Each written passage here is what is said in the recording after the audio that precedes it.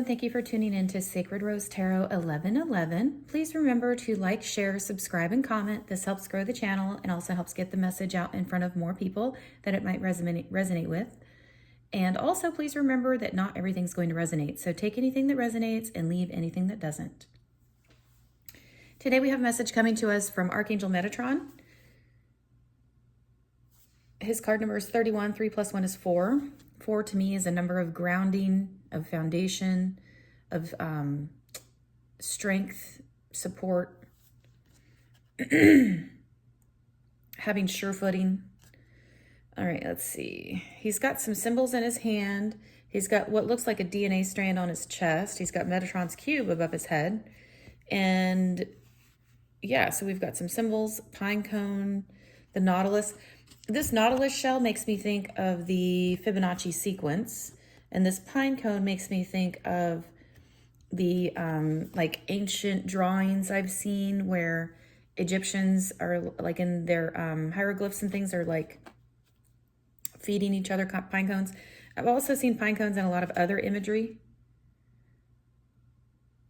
So we'll see what that has to do with the message as it unfolds. There's a lot of yellow, a lot of gold colors here. So, and I'm getting the Leo card here. So you may, if you have Leo highly aspected in your chart, this may resonate with you. I'm getting very like a warm, sunny day kind of feeling. All right, let's see. His card comes to us from the Alexandra Wenman Archangel Fire Oracle card deck. Let's see, 31. It's been a while since he's come out, I think. So let's see. All right, I'll put it where you can see him. Ancient Wisdom, one of only 2 angels who is said to have walked the earth as a human being, the other being Sandalphon. Metatron's earthly name was Enoch. Okay. He is known as God's voice, and as the divine mediator with humanity, he sits at the very top of the tree of life in the Kabbalistic tradition. He helps us to connect with ancient wisdom so we can tap into our true genius. If you ask him, he will activate your DNA, crown, and upper chakras. When you are ready, he will illuminate your soul's mission so you may step on the ascension path and become the best version of yourself. Early in, let's see, it's talking about her personal experience here. I'm going to skip past that because we don't have a lot of time today. His message says, you are crowned with the light of source because you are the divine incarnate. Walk upon the earth as an angel and life shall conspire to lift you up. Wisdom is available to those who truly follow the integrity of their heart. Okay, let's see if there's anything on the second page. Okay.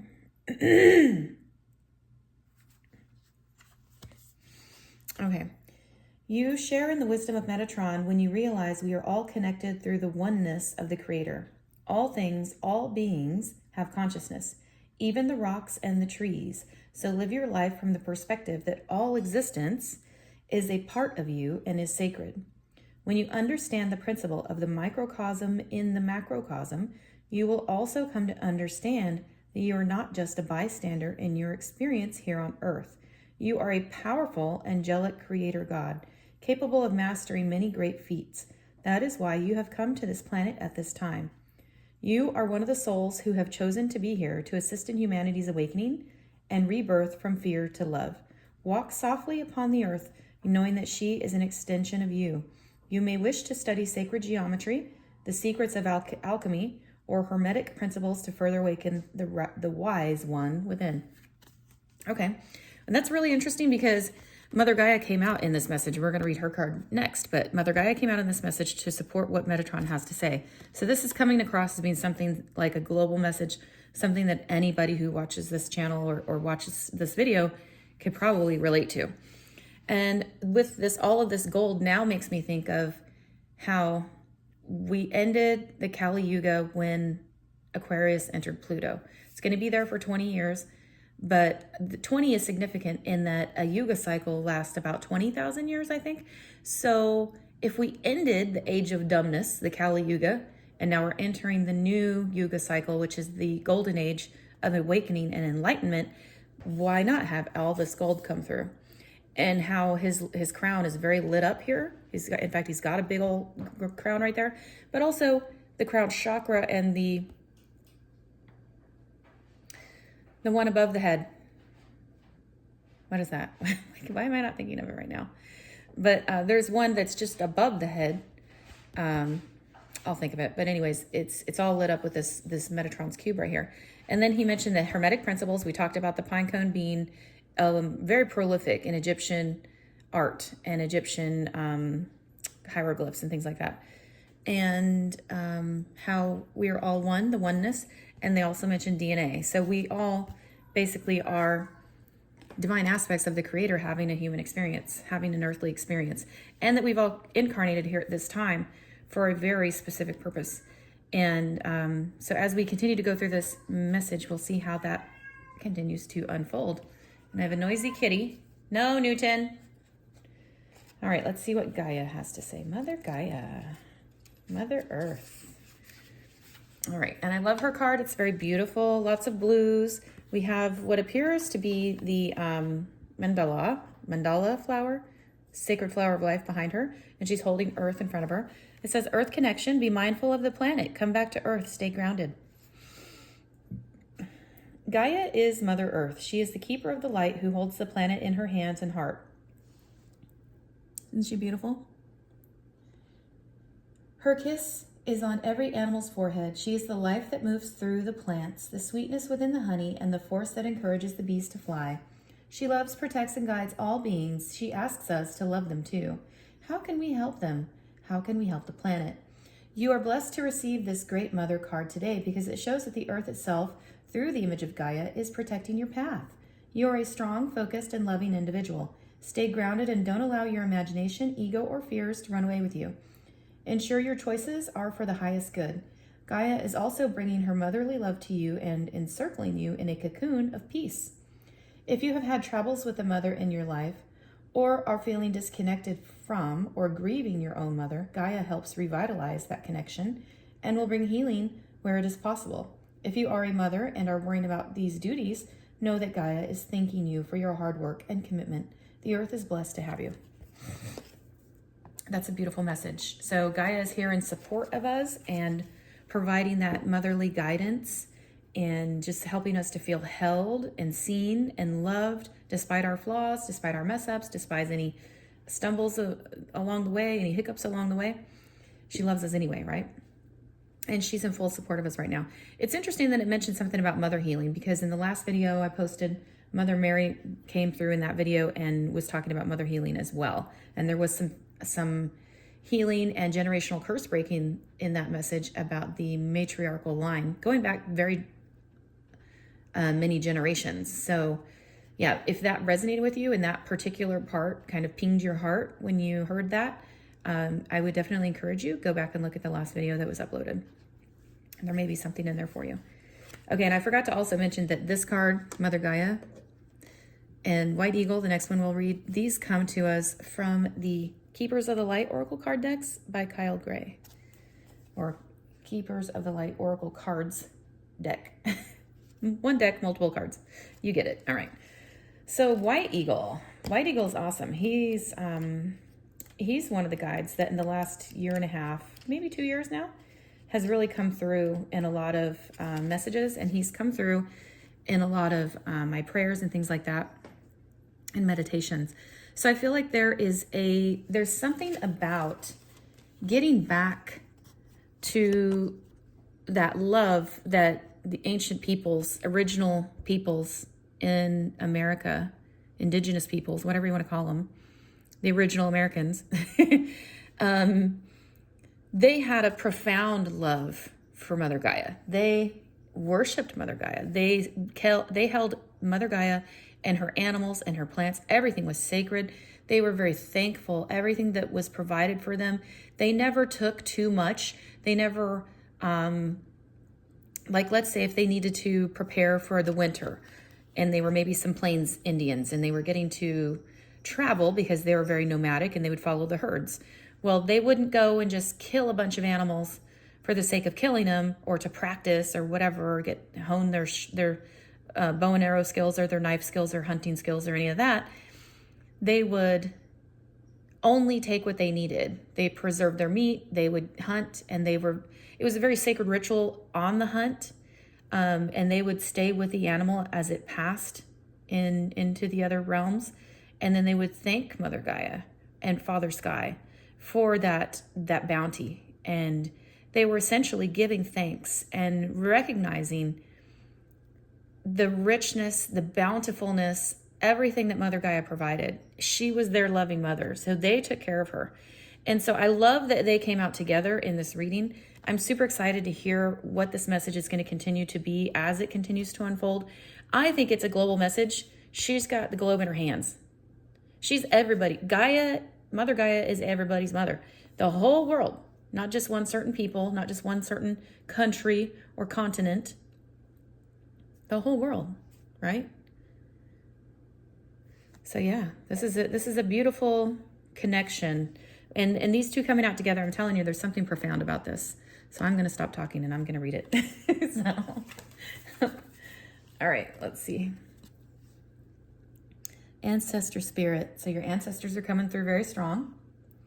Connect to your lineage. A family wound or pattern can be healed now. White Eagle is a Native American shaman who is dedicated to honoring our spiritual heritage. He is a world-renowned spiritual guide who has been particularly cherished by mediums all over the world. He first spoke through a medium called Grace Cook in the early 20th century. He is the guide who helps create clear channels in our bloodline and our spiritual lineage so we can access the heart of the Creator. Okay. So that's interesting. When it's said he's cherished by mediums all over the world, that makes me think you may have some mediumship abilities or some clairvoyance, clairsentience, clairaudience, clairknowing, claircognizance, any of those things that perhaps you get these like inklings like, oh, what was that? Or you might get a download and you're thinking, that was interesting. I just thought of that. And then it actually happened. It's happened before with me. I'll give you a really quick short one. Basically, I was driving on the freeway one time and I saw this truck in front of me, this like moving van. And I was like, what happens if the door flies open and things fall out in front of me? And I just heard this voice move. And so I moved into the next lane. And sure enough, like literally right when I got my car entirely into the next lane, both doors on this moving truck popped open and these giant things of like pink insulation came flying out and almost caused a big, huge wreck. And they had to shut down the freeway for a little while. So that was like one of those experiences where I was like, whoa, that was interesting. And so you may have had something like that happen recently. And so you're kind of like, well, what was that all about? And you kind of want to explore that more perhaps. Well, this is coming through as being something that it's probably channeled through your ancestral line. And White Eagle can help you navigate that if you ask him to. So that's cool. It says he is the guide who helps create clear channels in our bloodline and our spiritual lineage so we can access the heart of the Creator. He also helps us move into sacred ceremony where we can hold sacred space to honor a change, transition, celebration, or anything else that deserves time. He is wonderful for clearing space, and we can call on him for help in forging spiritual connections. His extended message says, take some time to honor just how far you have come, recognizing through ceremony and ritual the shifts in your awareness. Healing and journey really allows you to move into a state of grace and gratitude. Recognizing through ceremony and ritual the shifts in your awareness, healing and journey really allows you to move into a state of grace and gratitude. Okay. You have or have recently had an opportunity to heal an old family wound or pattern. It's important to connect with your family in spirit so that you can set a new energy of love in place. White Eagle is bringing your ancestors through to you and allowing you to know that they are happy and well. He's sounding his sacred drums to clear your spirit. Wow. So there's also more family line healing coming through on that message. So definitely, if that's something that resonates with you, go back and watch the last message. Okay, so there's a lot coming through. I've been meditating on this for a few days now because when when this came over, when I started, going through the cards, I was like, oh man, this is a heavy one. It's got a lot. This is kind of like, I don't want to say necessarily advanced spiritual work, but this is like not your first rodeo. And so if this information so far has been resonating with you, you probably already associate or identify as being a light worker, a starseed, a way shower, somebody who has actually incarnated at this time to help uplift the frequency and resonance on Mother Gaia, to uplift the vibrational frequency, so that we can ascend out of the 3D mentality, this kind of like stuck, heavy, fighting all the time energy.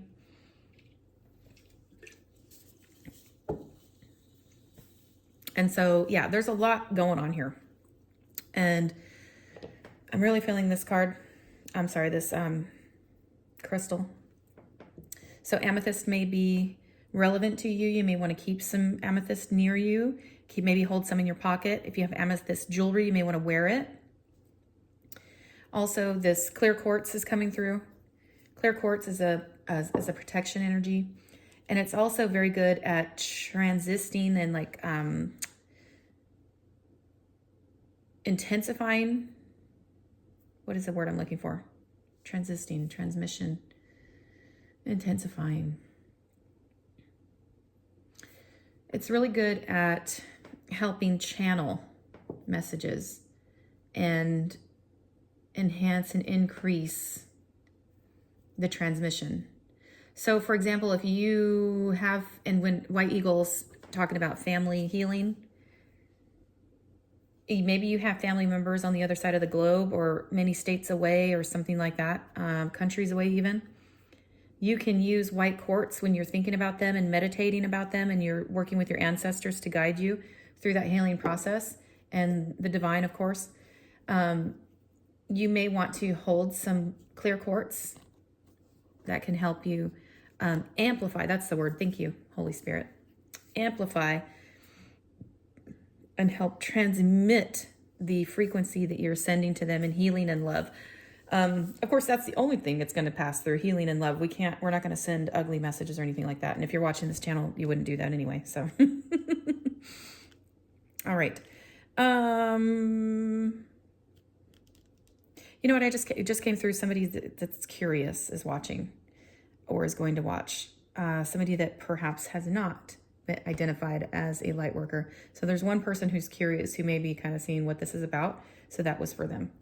All right, let's see. Let's get on to the message, because this is a lot of stuff going on. I think the first one is going to be this over here. So this card, 13, 3 plus 1 is 4. Metatron's number was 31, 3 plus 1 is 4. So we have a mirror image. When you have 31 and 13, that's a mirror. And we are also having 2 4s, so that's synchronistic. 4 may be a significant number to you. 4 4, you may be seeing 4 4 or 4 4 4. Those would be angel numbers, and that would be your spirit team trying to get your attention about something. Also, they can send you 4 4 4 or 4 4 in patterns to let you know that you're on the right track, and to encourage you and let you know that they're around, and when you need them, just ask them for anything, any support. So this card's really pretty. I don't know what this is, but it's some kind of animal. It's come out a few times. The Dream Thief, refusal of the call. We have some like owl feathers, hawk feathers. It looks like a big gazing ball, sort of, or like a crystal ball. And there's all these pretty colors and things, and it's kind of looking, the card is like, the eyes are very penetrating, like with this pink sort of dreamy look, dreamy state. And when I feel dreamy energy, it's kind of Neptunian. And it makes me think of Neptune. And I think Neptune, I don't know what sign it just moved into, but it's going to be there for like 14 years, I think. So there's some big time Neptunian influence, but Neptune can be very dreamy, but it can also be very beneficial if we don't get lulled to sleep, basically, if we don't get stuck in the dream state. Like in that, I'm constantly thinking about the dreams I want to have in my life. I'm constantly thinking about how I want my life to be, future focused, kind of almost too future focused, almost like you're in la la land. It's not like I'm not saying that to be rude or to be harsh to anyone or demean anyone by any state of the imagination.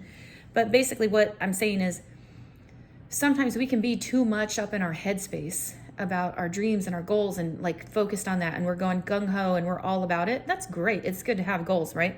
We also have to stay grounded. With Mother Gaia coming through, we have to stay grounded. We can't always be up in our head. We have to always also be present. So I feel like there's a message coming through about being present. The Dream Thief. Let's see. It doesn't sound good, does it? Nobody likes a thief. Let's see. All right. Rejection of the path of fulfillment, refusal of the call. The dream thief is a soft and compelling seductress. So there we go about that getting lulled to sleep, right? Her only purpose is to keep you hypnotized by comfort and sameness. Okay, so that's like when your life is easy, everything's going your way. No, you're not getting stretched or pulled or like kind of made to be uncomfortable so that you expand and start to raise your awareness or grow. There's not any sort of like birthing in new ideas, creations, and self. This is just kind of being stuck. Makes me very much think of status quo. She wants you to tell your old stories over and over so you don't evolve beyond them. Oh man, that's some serious stuck energy. So be wary of that. I'm hearing that's a warning sign. That's a red flag. If you're around people, especially anytime Mercury's in retrograde, when people come back around, especially when it's somebody you haven't talked to in a while, and maybe the last time you talked to them, it wasn't that great. Or if you just feel the energy or the vibration is off or weird or low or something's just not right. That's this energy. That is somebody trying to keep you stuck in your old self. If you have recently up-leveled or leveled up and you're doing things different and you're working your path, working your mission, you're just doing the damn thing, and somebody comes along and, oh, remember when this? And you kind of go down take a walk down memory lane and you start talking about nostalgia, things in the past. Those are traps. And that can be the dream thief coming to slow your progress down, to perhaps try to hinder you. That being said, yes, all things that are meant for you will be for you, but we don't want our progress delayed unnecessarily, do we? Right. So don't stay in stuck energy. Don't revisit the past over and over and over, because eventually what's going to happen is you're going to leave this timeline and go there and remain in there in stuck energy, and it's going to suck. To put it bluntly. Let's see what else it says. I'll hold it up for you guys some more. See if anything else comes through for you. Ask yourself whether you are reverting back to the familiarity of your origin story of why you were wounded or when you were rejected. That's another one. Don't keep reliving the past. Don't keep reliving traumas, things that you've already healed. Once it's healed, let it go and be done with it.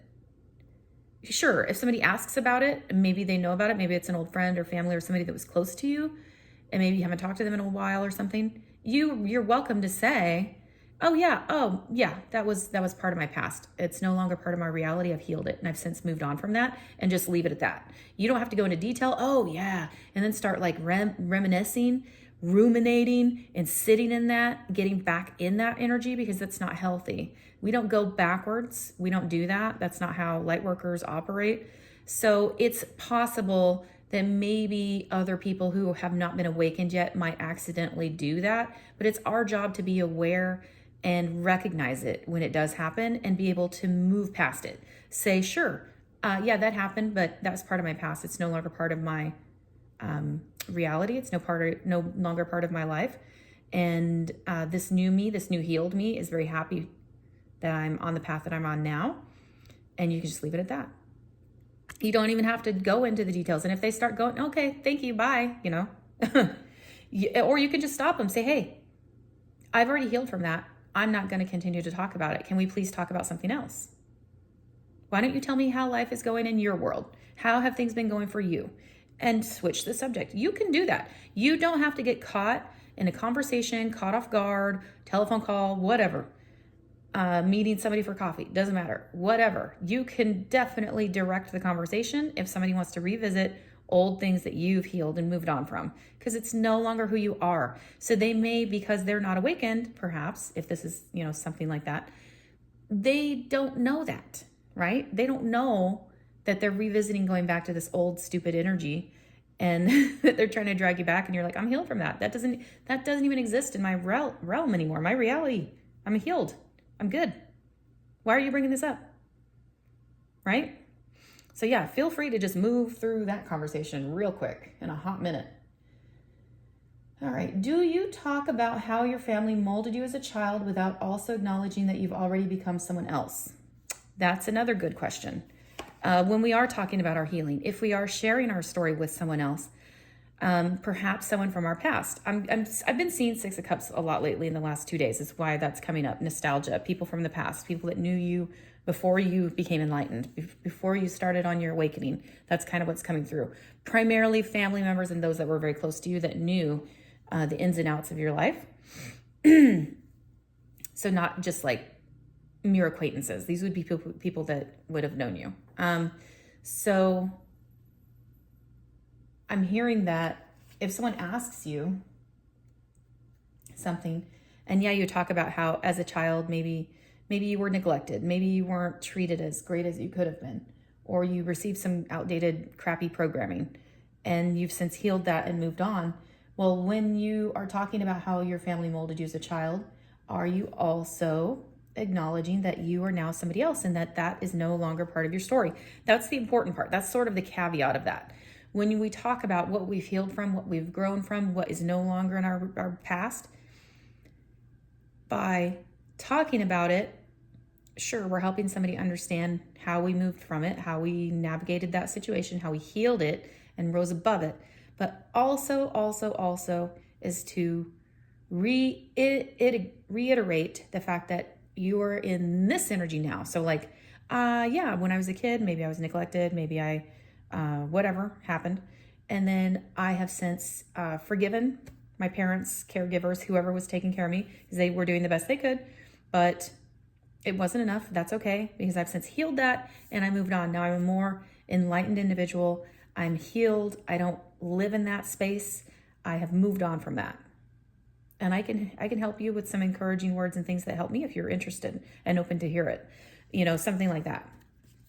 Because I have a feeling people might be coming to you to say, well, how did you do with that? How did you move past it? Because you might have had a pretty terrible childhood, or maybe not terrible, but maybe there were some things that stood out as being pretty fucked up.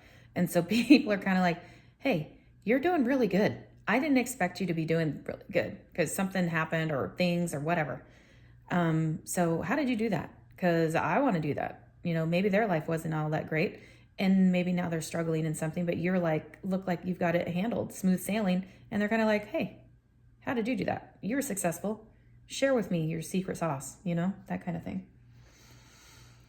Teaching from an old wound will never allow you a new adventure. Instead, bring to mind how you've already changed, remembering that you have new stories to rely and build upon. Do you want to move beyond the barrier of glass you've placed between you and the horizon? You can, and it's not difficult.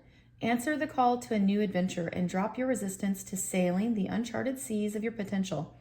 The wind will soothe and sing the dream thief to sleep so you can wake up and move forward. You are so much more than you know. Now it's time to express what has lain dormant. Your new adventure has already begun. Yeah, I feel like people are going to be coming to you and asking you how you did it. You might be doing really well off. You might have came from, it might be like a rags to riches kind of story, like somebody who was, I don't know, living in squalor or like poor, busted, dusted, not having a lot of stuff, scraping to get by, maybe even days or nights without food or going to bed hungry, maybe even wearing old ratty clothes or something, or just not having the support that a child really needs and should have growing up. And then now people see you and they're like, wait, what happened? They didn't expect much from you. They expect you to just go down that path and wind up however your upbringing was like. But you totally changed it. You did a complete 180. You were like, no, that's not how I want to live. I'm not doing that. and you set out on your own path, and that scares people. When people start talking about doing things differently, it freaks them out a little bit. And if you've never seen Plato's Cave, it kind of talks about it. And I'll briefly tell you what's in that Plato's Cave. If you haven't watched it, I highly recommend it. It's these, let's say 3 people are down in a cave and they're chained to a wall. They can't move their head side to side. They can only look forward. And down in the cave masters, or whoever they are, go in and they show them little puppets on the wall, little shadows on the wall. That's their world. That's all they see. That's all they know, day in and day out. One of the guys that's chained to the wall gets loose one day and he crawls up and out of the cave. And what does he see? At first it's a little bit scary. It's like that uneasy feeling you get in your stomach right before you go down a roller coaster. And it's bright because they've been down in a cave, right? It's been dark and dim, and they only see what was on the wall reflected in front of them by the people that were in charge of keeping them there. But then you come out of the cave and it's bright and you can see the whole world around you. And you see there's all this other stuff. And eventually you're sad that you missed it. And you're like, wait, why? This was here all this time? But then you wake up and you're happy that you're no longer in the cave. And then at some point you realize, I want to go back down in the cave and tell my friends, they don't have to stay in the cave. Get out of the cave. Come up here. See what else there is. And then you go down in there, but much to your chagrin, they're not happy to hear it. They make fun of you. They point and laugh. And man, what are you smoking? You must be crazy. Because they don't like change. Change is uncomfortable. But when people see other people that have demonstrated that, because I think it's very strong in that as way showers, we show the way through our actions and what we do, our deeds, not necessarily telling people or giving them instructions or saying, well, this is what I did, you should do it too. I think when we show them, it carries much more weight and it goes a lot further. So when they see where you started and where you are now, they are speechless. They are dumbfounded. They're like, what? How did that happen? How did they get from, what? They were like, not doing so great. Maybe they were homeless or living in a little shanty or a shack or, I don't know, some kind of squalor situation. And now they're living in this awesome house, or they have their stuff together. They have all their things, all their needs are met. They're living in that 9 of Pentacles energy. Maybe they've even got elevated to the 10 of Pentacles energy, and they've been building legacy wealth.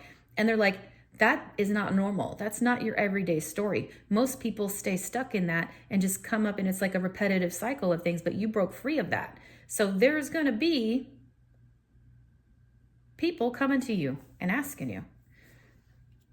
That's where that dream thief comes from. Don't get stuck in the past. Don't live in the past. So if you are helping people, make sure you acknowledge, yeah, that was part of my life. I since healed it. It's no longer part of my life. Now I've moved on and I'm here. I've elevated. This is my reality. I've healed it. And that's going to be the thing that people are going to miss. Excuse me. As simple as it might sound, healing is not easy because it does require people to face that element of change, that scary moment where, what if I do this and everything goes crazy? I could just stay here where it's comfortable and I already know this life, and yeah, sometimes it sucks, but it's not terrible. And maybe I can just stay here. That's that stagnant energy, that status quo mentality. Kind of, if it ain't broke, don't fix it. Well, how do you know if it's not broken if you haven't tried to see what is better, what the next level is? If you haven't challenged yourself to expand, to grow. I'm hearing metamorphosis. All right, let's keep going. Next one is 46. So we're going to go down like this, and then this side, and then the middle and the outsides. Okay, so we're going to go here. Root Girl, the disowned self. I love this card. When I first saw it, I was like, what the heck is this? I judged it harshly, and it was so perfect and I tell you, God has a sense of humor because it literally means there's a part of us, a part of ourselves that is like this ugly little creature. We're like, what are you doing? Go back in your hiding spot. Get back under the tree or whatever. There's a part of us that has been disowned. We all have it. There's nobody that's perfect walking this planet. I promise you that. We all have a root girl, a disowned portion of ourselves somewhere in hiding. It could even be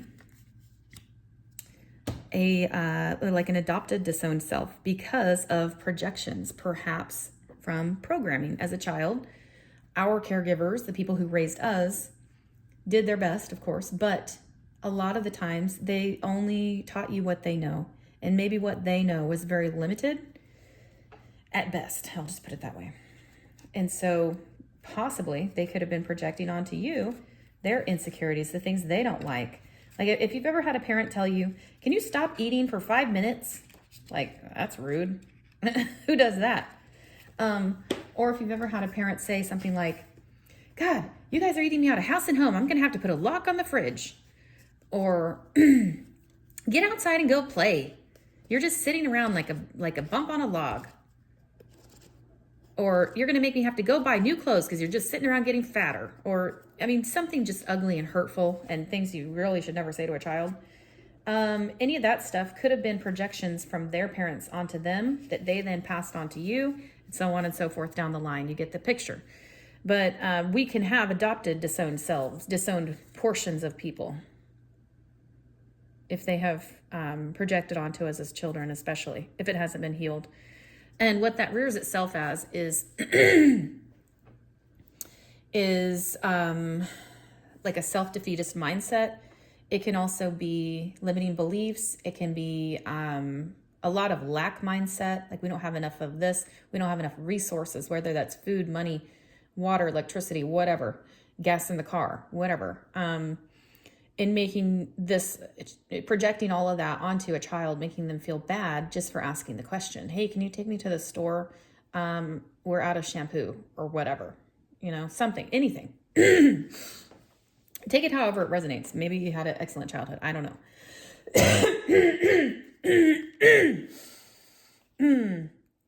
But I can tell you right now, if you've got anything, and if you sit and pause and ask yourself, if you've got anything where you beat yourself up about it, when you look in the mirror and you're like, God, how did I get this fat? Or how did I get this? Or how did I get that? Or this shirt never looked this way. It always looked better, blah, blah, blah, blah, blah. Or if so-and-so was wearing this shirt, they would look way better. Like, are you comparing yourself to other people? Are you being a harsh critic? Are you being overly critical on yourself? We all do it. But the thing is, we want to think about ourselves like, why do we do it? Why are we doing it? It's part of it is social conditioning. Part of it is growing up seeing perfect, airbrushed, painted people in magazines and TV and superstars in movies that have trained like crazy hard athletes day and night for months to get prepared for a role in a film. They don't have regular jobs. They don't have to take care of other people. They have a whole army of people that come help them get all their stuff done. They don't have to worry about cleaning the house. They don't have to worry about all the stuff that normal people do. And then they go on the film and they lose a lot of weight. It's actually not, a lot of it's really not healthy for people. They, in some cases in films where they've filmed and people had to lose a lot of weight for a role, they've actually had on-site nurses in case those people pass out or faint or whatever, get dehydrated or something. So it's like kind of intense. But what they're doing is they're creating this unrealistic viewpoint, this thing where people start to compare themselves like, wow, I'll never look that good. Oh my gosh. But what you're looking at is a total manipulation of what the reality is. Because that's not what normal everyday people look like. And we're all different, right? So if you're ever too critical of yourself, or you're ever like harsh or judging or comparing or doing any of that stuff, you have a disowned self. You have a little disowned root girl. So 4 + 6 is 10. 10 is ending of cycles. And like you guys have heard me say before, 9 is the highest number in numerology. I'm from that school of thought. However, 10 to me is the ending of cycles, but also the beginning of new ones, because 1 + 0 is 1. It's back to the start. So a new start. This says it's time for a new start. It's time for something to change. It's time for us to heal a wound of some kind and reintegrate that disowned part of ourselves back into us so we can become more whole. So yeah. So this is a part of us that could be, I'll just read it. Not the whole thing. I'm just going to read a little bit of it. This is a part of you, the embodiment of a deeply flawed perception of your failures manifesting as guilt and shame.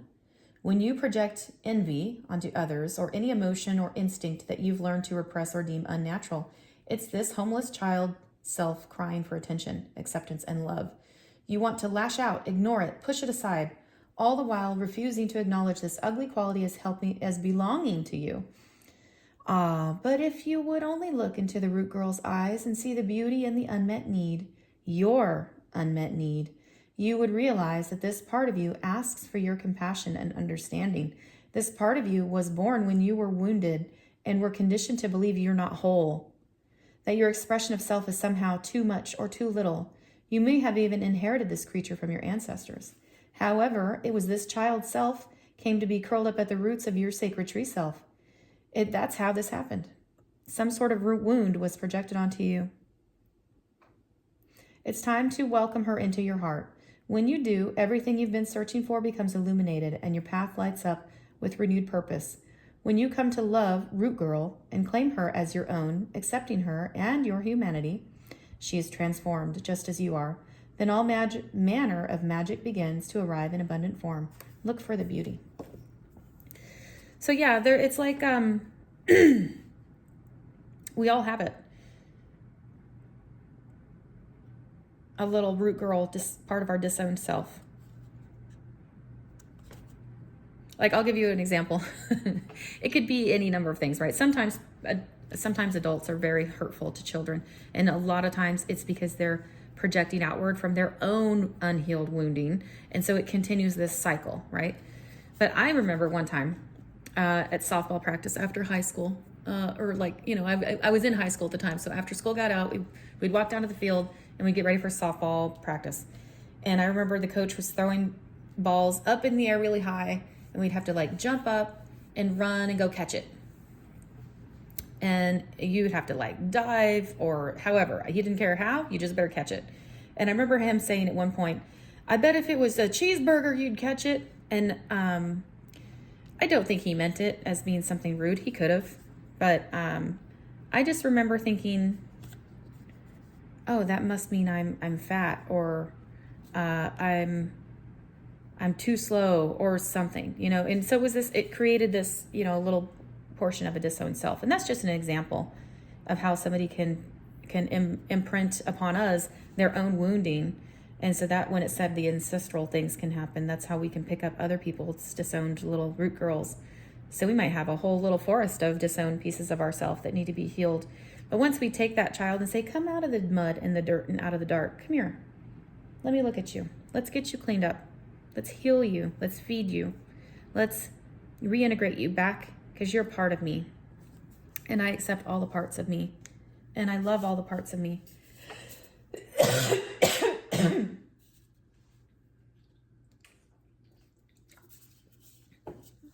And I don't want to have fragments of me that are hiding in shame and guilt in the dark recesses or corners of my shadow.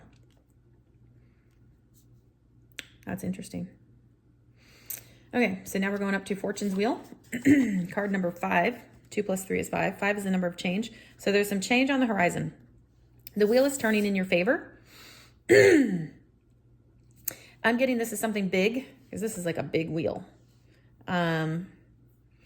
It's very gold. It's not like normal wheels that I see. It's got like jewels and things on it.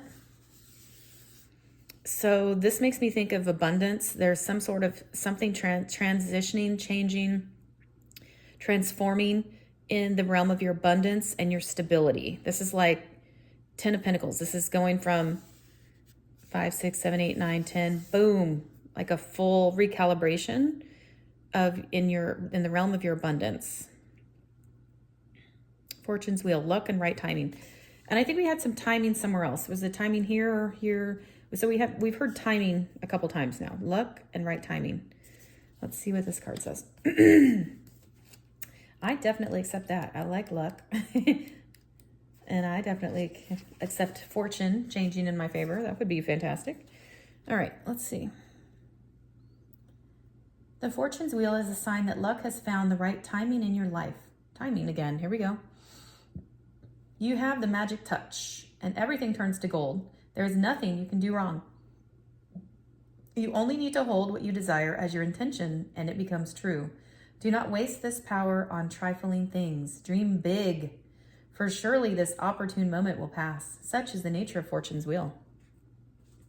Seize the moment. I'm hearing carpe diem. Seize the moment. Seize the day. Use the creative power of the fortune's wheel for the benefit of others, and the gifts will be returned to you tenfold. Use it only for your own gain, and you will be left impoverished and with the bitter taste of squandered opportunity. We don't want that. Fortune's wheel comes unannounced. Notice the early signs, the coincidental encounters, and the seemingly magical and synchronous events that herald its arrival. That call, that email, that invitation, that chance encounter was no accident. They all were choreographed by fortune. Do not wait any longer. Carpe diem. Ha! It says it. Carpe diem. Recall your boldest and noblest longing and invite it into your life. This invitation is all that is required. So Spirit, Holy Spirit, Divine Spirit, Father, God, Source, Creator, Universe, whoever you pray to, Jesus, is saying, I see all the hard work you've done, and it's time for your storehouse of blessings to be open. Make way. I'm hearing make way. Make room.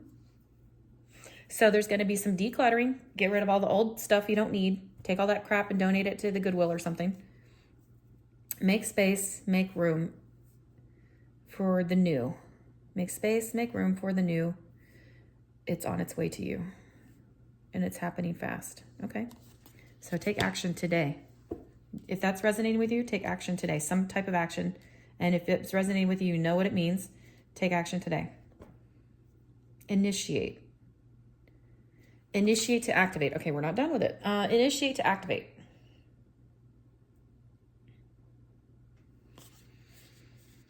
Initiate to activate. Let's see. What do you want us to know? I'm getting to pull some tarot on this, so let's see. All right, let's see what it says. Oh, this deck is stiff, stiff, stiff, stiff. Wake up, wake up. All right.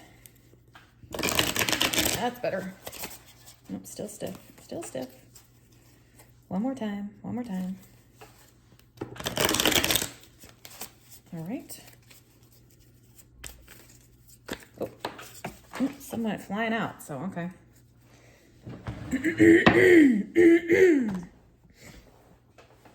I'm bumping the camera, coughing all over the place. My allergies have been something else, you guys. I think it's asthma related, to be honest, but I'm trying to get in touch with a doctor to help me navigate that and get better control over the coughing and allergies and all that stuff. So anyhow, the two that came out were Ten of Swords, an ending of something, the Death card, so death and rebirth. So something ended, something was put to death, gone and done, and then rebirth, going on to this path of enlightenment, the sun in the background.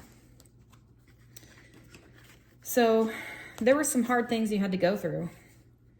And that makes sense if you have the disowned self coming out and you're going to have people coming to you and asking you, how did you do it? How did you overcome that? That's pretty tremendous. You might have actually had a lot of stuff in your past that you've healed and moved on from.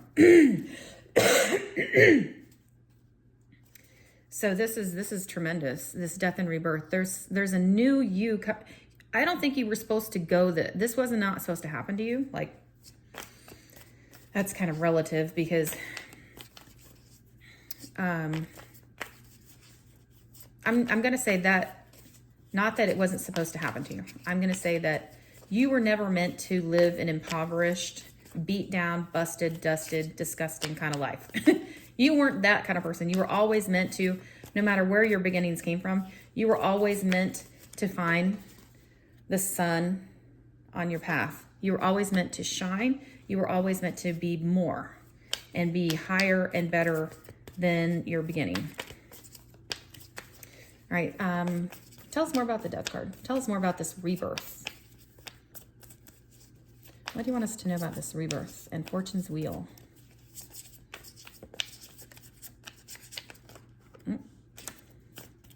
Oh.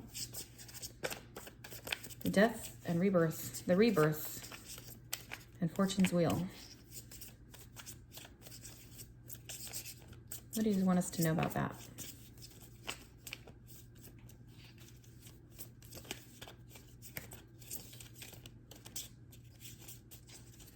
The Rebirth and the Fortune's Wheel.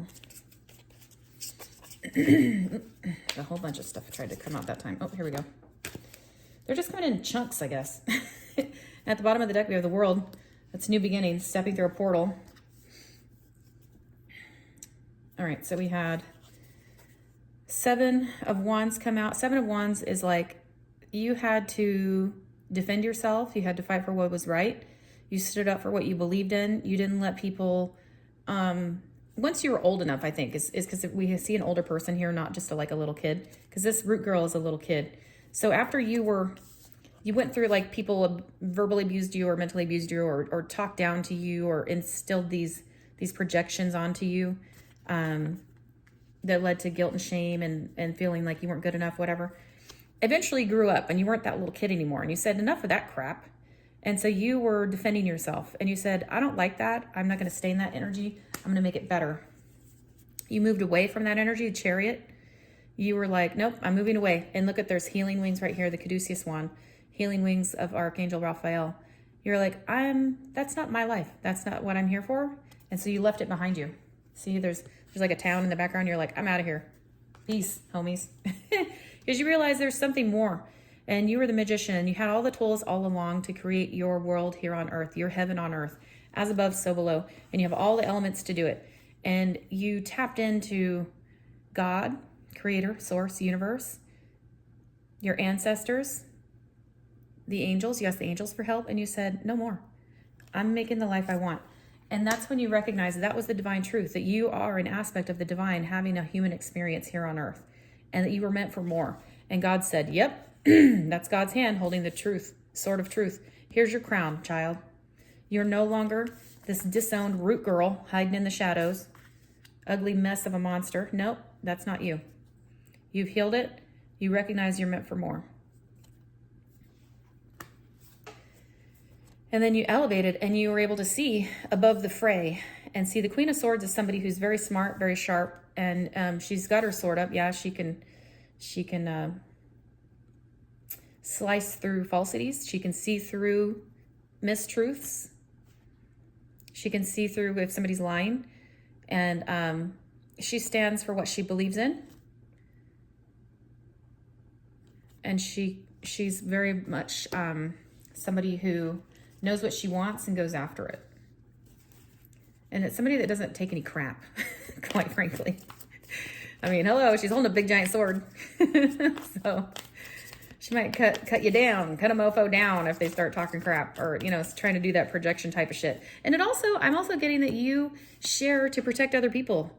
You're like a guardian also. You tell other people how to overcome this stuff and reintegrate the root girl, this disowned pieces of self. So there's, which is very rare, but I'm getting this also, there's an element of great love for humanity. That the Queen of Swords is not usually associated with love, but in her mind space, she is capable of great love. I mean, anybody is, right? But she wants to see healing for the whole world. So that's speaking to whoever has gone through this healing process, that you want to see that for other people and you want to help them do it. And perhaps you've risen up to this point where you're above the clouds. Perhaps before it was kind of an illusion, or maybe you just couldn't see clearly a path ahead. But now look, it's clear skies. Now you've got an idea. And she's looking straight ahead with determination. So you might be working on something where you can actually do that. That's cool. Is there anything else we need to know about this Queen of Swords? What is she taking? What is she looking forward to? The action that she wants to take. Can you tell us about that?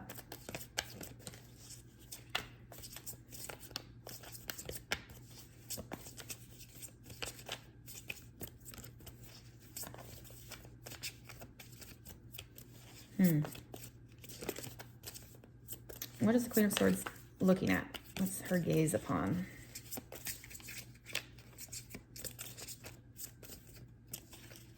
How does it relate to Fortune's wheel? Luck and right timing.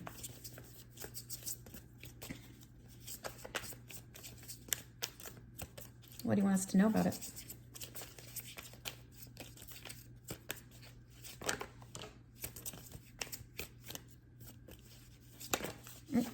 Okay.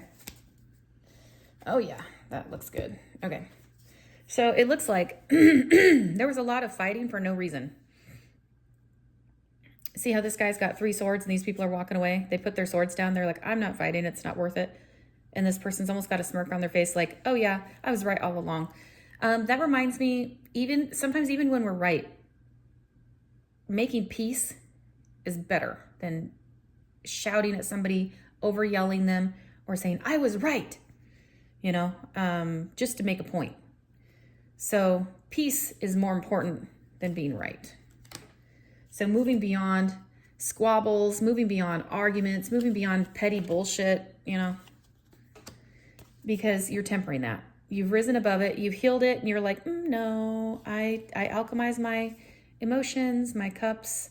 I'm over here healing. You see, like this is Archangel Raphael or Gabriel. And I'm working toward healing emotions. Water is always emotions in tarot. And he's got these cups. I'm loving myself back to life. I'm reintegrating any disowned parts that were previously part of my story. I've healed that stuff. It's no longer part of my story. I don't live in the past. I live in the present. And I have a good future ahead of me. But I'm here, present, grounded, healing anything that's out of whack. And I'm going through this path to enlightenment because I have good things in store for me ahead of me and on my journey. And then at the bottom of the deck was 10 of Pentacles. So ultimate happiness. Happy ever after.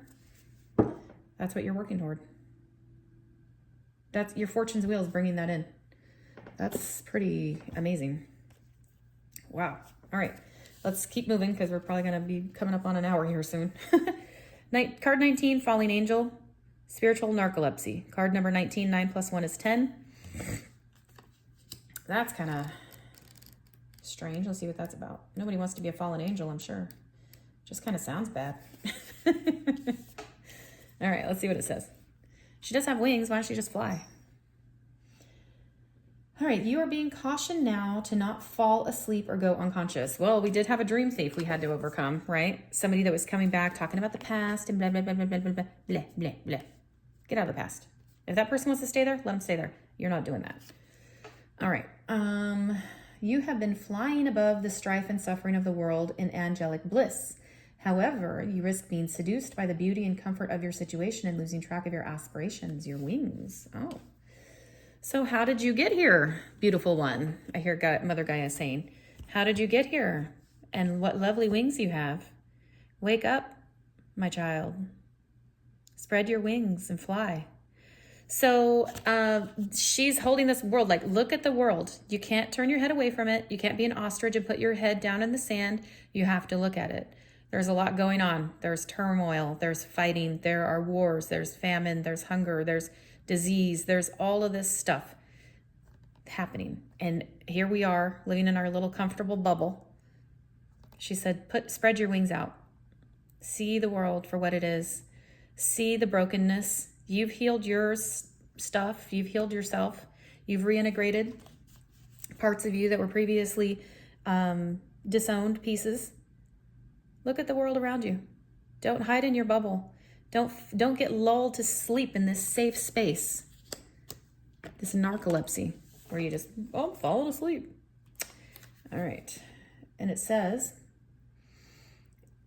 as you fall, you pick up speed, heading toward the trees below and a possible nasty landing. Remember that all you need to do to stop being a falling angel is spread your wings to halt your descent and then find an updraft again. Do not be seduced by the fallen angels, your supposed friends and companions who are ready to use you for their pleasure and have only their own interests in mind. So if there's people around you that are making you feel like they only want to be around you because of something they benefit from or they get from you, then you want to stop hanging out with them and you want to make yourself more scarce. As you soar once more in flight, receive the gift of the falling angel as an invitation to study the forest from above the trees.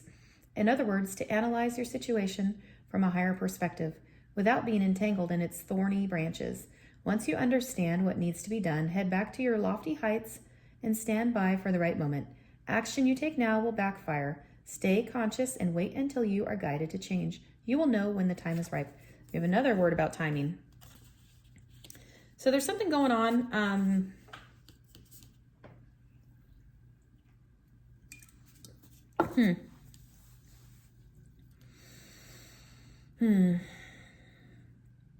Something going on from people from the past. They might have just texted you out of nowhere or called you out of nowhere, the blue. But they didn't stop and say, how are you? How are things? What's going on in your life? And have an actual conversation, like somebody that would genuinely care. They just wanted something from you. So maybe it's somebody you haven't talked to in a while and they're like, oh, hey, how are you? Can you come over and help me move?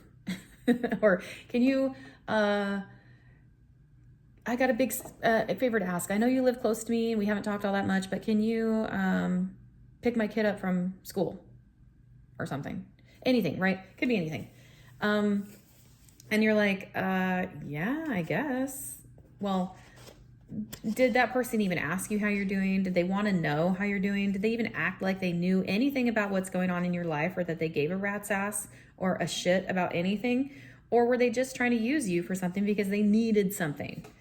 Well, yeah, those people, stay away from them, because that's all they do. And like the card says, those are fallen angels. So stay away from the fallen angels. Stay away from people that want to use you for their own betterment or their own devices or whatever. All right, so in the middle, we have Covenant and Sacred Contract. And I forgot to tell you guys, these two cards, these two, and this one in the middle, come from the Shaman Stream Oracle card deck by Alberto Villoldo and Colette Baron Reed. So let's see what number 7 says. Lucky number 7. 7 to me is a divine number. It's the number, it's like a key to me to access the divine realms, angelic realms, the higher dimension realms. I see a contract. I see a quill. Looks like some angel dust or something, or like stardust, or like a galaxy in a jar, maybe lightning in a jar, lightning in a bottle. I don't know. And then there's a signet or a ring. You know how people would write a letter and they would seal it and they would put their signet in the fire and then in the wax, and said it would be sealed basically. So the person receiving the letter knew that it came directly from the person who sent it. So there's something about a formal document of some kind, a covenant even. That has a spiritual connotation. Let's see what it says. Commitment, sacred contract, the greater good. You're being invited now by the universe to enter into a sacred contract. The covenant card may also be a call to recognize that an ancient agreement you made with spirit needs to be renewed or canceled and torn up. Is an opportunity showing up right now that is full of promise, but you are unable to sign and seal the deal and commit to it? The reason is that it needs to be elevated to a sacred covenant. Okay. So perhaps that means you're talking and discussing, you're maybe in the planning stages of some sort of big thing happening in your life, and you have somebody you're going to go into maybe some sort of partnership with. The agreement needs to be formalized. It needs to be beyond just a verbal agreement. This makes me think of contracts. So there needs to be like hardcore signing of contracts, documents, legal documents, a covenant, a promise before God, that kind of stuff. A covenant must be founded on the truth, not your truth or his truth or her truth, but a greater truth that takes the destiny of all into account. The covenant is not about your agenda only. Spirit must be invited to come to the table as guarantor of the good faith of all, and to ensure that the direction you are embarking in will be the greater good. Okay, so everybody involved. So it tells me there's 2 people making a decision for multiple people. So they need to make the decision with the ultimate goal in mind, making sure that it's good for everyone involved, and also bringing God's Spirit, Source, Holy Spirit, Creator, Universe into the contract, into the meeting. So if let's say you're going to sit down and talk it out and you're thinking about signing a contract, pray over that space, pray together, and then execute your contract. And the eyes of the Holy One, the eyes of the universe, the eyes of God. It's important that you understand what you are signing up for. Be sure to read the fine print so as not to commit to something you will soon regret or that will compromise your integrity. Do not hesitate to put all your own cards on the table so that your motives and desires are transparent and nothing is left in darkness. When shadow elements remain hidden, the covenant breaks down and becomes a contract with an unspoken dark side that is inevitably fulfilled. So it needs to be done in the light. That's why we had that bottle of lightning or stardust. And the light is also God's light, Holy Spirit, divine spirit, universal light, and light workers. We don't do things in the dark, right? We shine brightest in the dark, yes, but we don't make sacred contracts in the dark.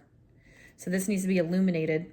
We need to make sure to read the fine print and make sure that it is what your expectations are and that it's for everybody's good involved. So yeah, a lot to consider with that. It sounds like a pretty intense and important document. I don't know where that came from, just kind of out of somewhere. Anyway, we'll keep moving right along. We've got 2 more cards to go, so we're going to wrap up here soon. The 2 cards are the Bison card and the Dolphin card. That's cute. These cards come to us from the Divine Animals Oracle card deck by Stacey DeMarco. So 35, 3 plus 5 is 8. 8 is the number of abundance. Immediately when this card came out, I saw White Eagle. And I feel like there is some sort of connection when he said he's beating his drum for you to move through spaces, and he's a shaman through the shamanic realms, through the in-between. Can even be in dream space. And then she's got a drum. She's right here. She's got the drum. And the bison was a staple in the Native American diet, and they used every part of the animal. Horns, bones, sinew, tendons, the fur, everything. Nothing went to waste. And that's really remarkable. So let's see what 35 says. Card number 35 and how this relates to our message today. And I love all the blues. It's very beautiful. Beautiful card. Let's see if you can see it. There we go.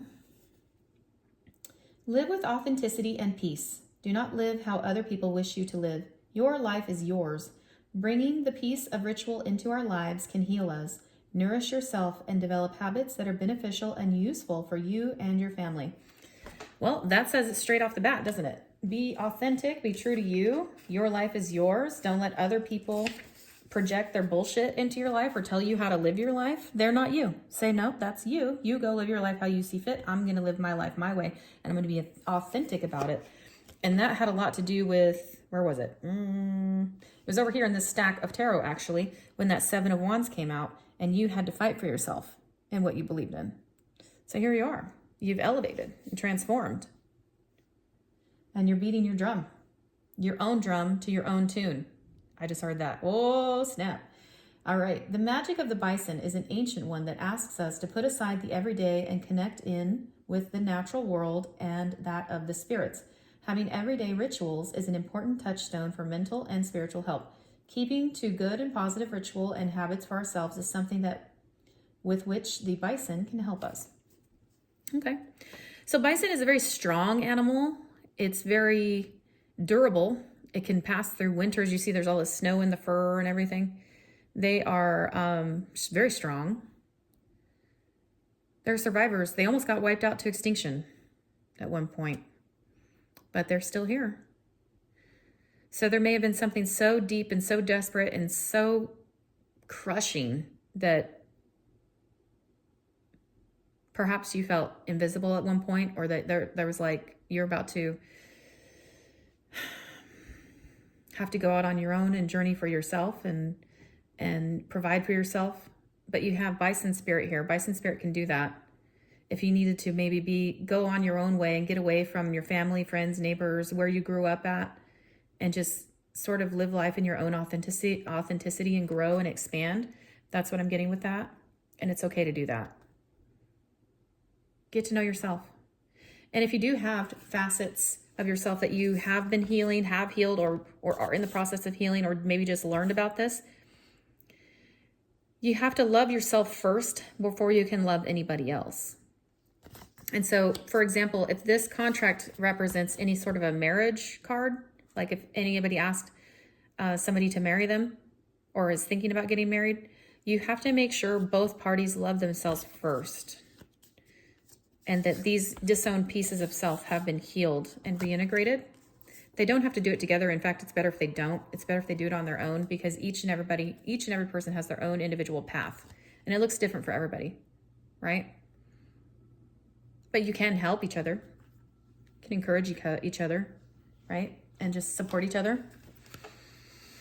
Support, encourage, love, remind each other of your victories, your successes, your wins. Don't always focus on the L's, right? And when I say that, I mean the losses. Anytime we feel like we got beat down or something was, something made us sad or cry or upset, take the wins, take the W's. And they're not always wins, but that's part of the human experience. All right, so let's see. Our last card is going to be Happiness with Dolphin. Number 42, 4 plus 2 is 6.